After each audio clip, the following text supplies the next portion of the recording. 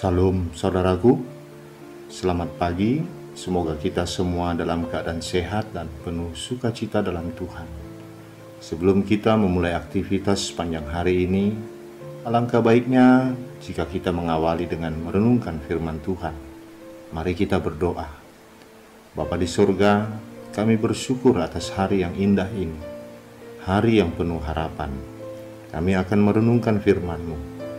Biarlah Roh Kudus menerangi hati dan pikiran kami, agar kami sungguh memahami firman-Mu.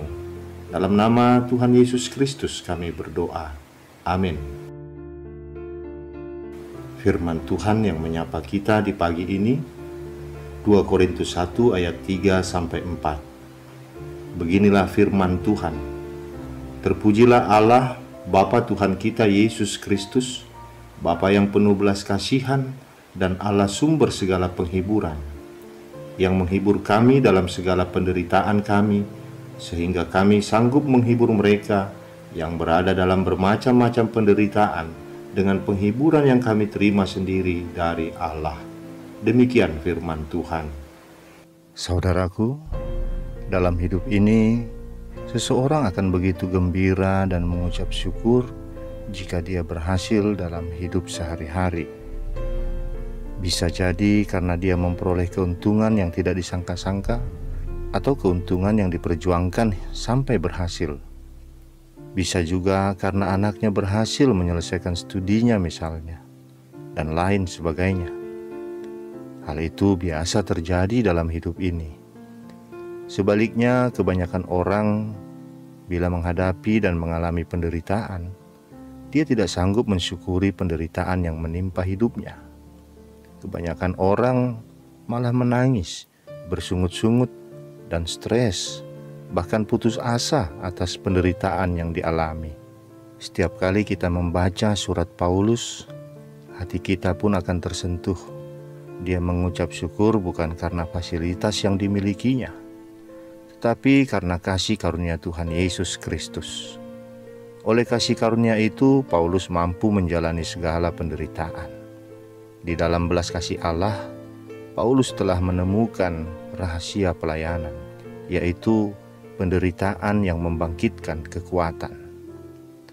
Allah sendiri menjadi sumber penghiburannya. Di dalam kuasa kemuliaan Allah itulah penderitaan tidak berakibat buruk, melainkan mampu membuat Paulus berdampak positif. Ia mampu menghibur jemaat Tuhan. Allah sumber segala penghiburan, suatu sebutan yang begitu istimewa untuk Allah kita. Ilah-ilah palsu tidak ada yang mempunyai sifat seperti itu. Malah ilah-ilah itu cenderung terkesan kejam dan ganas. Konsekuensinya, ilah itu disembah dengan penuh ketakutan. Berbeda sekali dengan Tuhan Allah. Dia sendiri mengatakan, "Seperti seorang yang dihibur ibunya, demikianlah aku ini menghibur kamu." Dia yang begitu agung, yang penuh wibawa dan kuasa, tapi dia tetap lemah lembut. Dia memiliki sifat yang penuh belas kasih. Saudaraku, dunia mendefinisikan penghiburan sebagai sesuatu yang meringankan penderitaan atau keputusasaan. Namun Tuhan memiliki pandangan berbeda.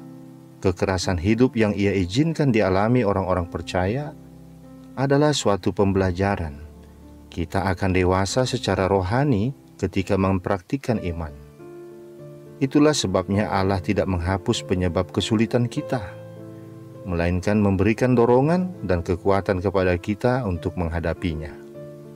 Lagi pula, kita hanya dapat benar-benar menghibur orang lain bila kita sendiri telah pernah dihiburkan.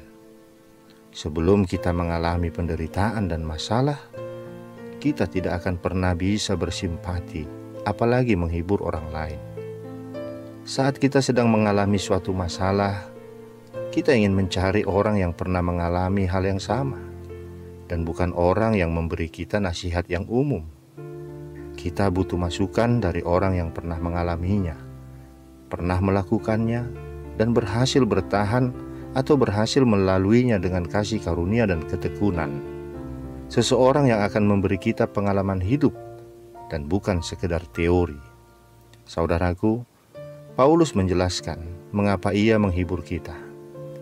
Dia mengatakan, Allah sumber segala penghiburan yang menghibur kami dalam segala penderitaan kami, sehingga kami sanggup menghibur mereka. Paulus ingin mengajak kita di tengah-tengah kesengsaraan kita untuk tetap menjadi sumber penghiburan dan berkat bagi orang lain. Pernyataan Paulus ini bukan renungan teologi yang seperti angan-angan dan mustahil dicapai. Pemahamannya mengenai masalah ini lahir dari tungku kesengsaraan, lahir dari pengalamannya menghadapi penderitaan. Paulus melebihi orang lain. Ia memenuhi syarat untuk berbicara mengenai penghiburan Allah. Paulus mendapat cukup banyak kesempatan untuk menguji semua teori masalah-masalah itu. Ia mengatakan bahwa setiap kali kita menghadapi penderitaan atau ujian demi Kristus, Allah sendiri yang akan menghibur kita. Ia secara pribadi mengalami penghiburan Kristus dan ia tahu bagaimana membagikannya. Saudaraku, kalau kita melihat kembali perjalanan kehidupan kita, betapa seringnya Tuhan mengizinkan kita melewati masa-masa sulit, masalah-masalah yang berat. Tetapi di situ selalu ada penyertaan Tuhan yang menguatkan dan kemudian menghibur kita. Tuhanlah satu-satunya sumber kekuatan dan penghiburan kita. Lalu, apa tujuan Allah membiarkan umat-Nya mengalami penderitaan? Pertama, Allah membiarkan kita mengalami penderitaan agar kita bisa merasakan penghiburan dari Allah. Dan penghiburan dari Allah itu bisa menjadi dasar kita untuk menghibur orang lain yang mengalami penderitaan. Kedua, Allah membiarkan kita mengalami penderitaan agar kita tidak mengandalkan kemampuan diri sendiri, melainkan mengandalkan kuasa Allah.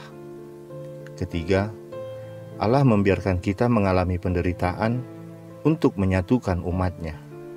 Sebagaimana penderitaan yang dialami oleh Rasul Paulus dan rekan-rekan sepelayanannya membuat jemaat-jemaat bersatu untuk mendukungnya. Demikian pula penderitaan yang dialami oleh umat Tuhan di daerah-daerah manapun merupakan dorongan bagi umat Tuhan di seluruh dunia untuk bersatu memberikan dukungan, setidaknya melalui doa. Saudaraku, ada sebuah kisah tentang seorang anak kecil laki-laki yang duduk di luar pagar sebuah taman kota yang besar. Di tangannya dia memegang seekor burung yang sayapnya patah. Lalu seorang ibu mendatanginya dan berkata, "Bolehkah saya membawa burung ini ke rumah agar saya rawat dan memeliharanya? Nanti kalau dia sudah sembuh, saya akan lepaskan kembali di taman ini." Anak kecil itu terdiam sejenak. Lalu dia menjawab, "Bu, izinkan saya yang merawat burung ini." Lalu dia menatap burung itu, mengelus sayapnya, lalu kembali menatap si ibu dan berkata, "Saya paham betul masalah burung ini." Ibu tersebut kurang memahami maksud dari anak kecil tadi.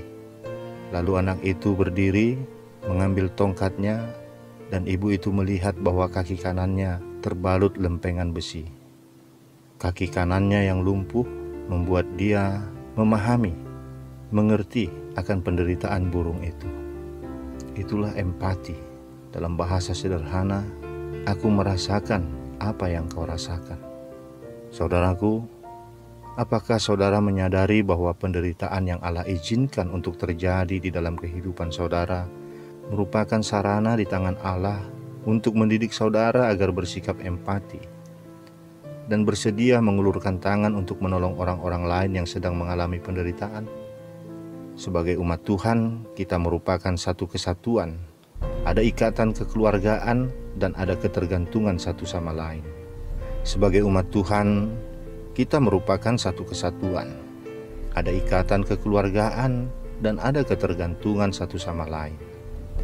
Ada dukungan doa dan ada jalan keluar yang dapat diberikan oleh yang lain apabila kita menghadapi permasalahan. Ada dukungan kekuatan sehingga kita sanggup menghadapinya.